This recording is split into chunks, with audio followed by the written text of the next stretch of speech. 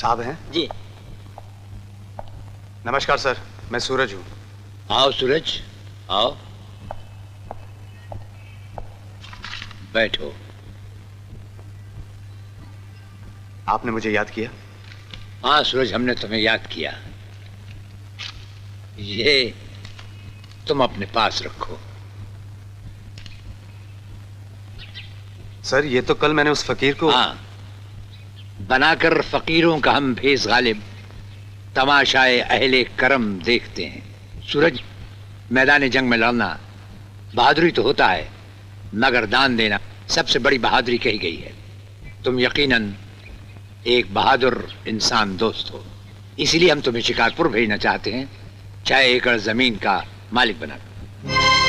मगर सर, दान देने वाले दान लिया नहीं करते। ये हम जानते हैं सूरज, ये जमीन तुम्हें दान नहीं इसलिए दी जा रही है कि तुम फौजी हो और फौज में तुमने वीर चक्र प्राप्त किया है। लेकिन शर्त यह है कि वहां जाकर तुम खेती करो। कहो, कर सकोगे? खेती तो मेरे बाप दादा का पेशा है सर। शर्त मेरी भी है, वो ये कि मुझे मंदिर के बाजू वाली जमीन चाहिए, वरना वो जमीन खुद मैं लूंगा ही लूंगा। वो क्यों? क्योंकि वो जमीन वहां के चौधरी जमींदार की थी ही नहीं। मगर वो जमीन तो चौधरी के नाम ही है। यही तो रोना है इस देश का सर, सच्चे का मुंह काला और झूठे का बोलबाला।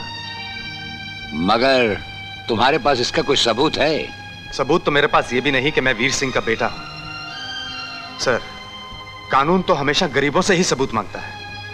कानून तो मजबूर और मजलूम की हिफाजत के लिए ही बनाया जाता है, अमीर या गरीब के लिए नहीं। पर कानून पर कब्जा हमेशा अमीर का ही रहा है। वो हमेशा अमीर के हाथ की लाठी बना है तो गरीब के हाथ की हथकड़ी। इसलिए गरीब करे तो क्या करे, वो या तो अमीर के हाथ की लाठी छीन लेगा या तो उसके खिलाफ सड़क पर पड़ा पत्थर उठा लेगा, क्योंकि उसके सामने सिर्फ 2 ही रास्ते हैं, मरो या मारो। और मैं मरने वालों में से नहीं हूं। सूरज, हर गरीब अमीर से नफरत तो करता है, मगर अजीब बात यह भी है कि हर गरीब अमीर बनना भी तो चाहता है। दुनिया का यही दस्तूर चला आया है सूरज। लेकिन तुम नफरत को मेहनत में बदल दो और हम तुम्हें तुम्हारी मुंह मांगी जमीन देंगे और साथ में कानूनी मदद भी। याद रहे, वो चौधरी तुम्हारे रास्ते की रुकावट भी बन सकता है।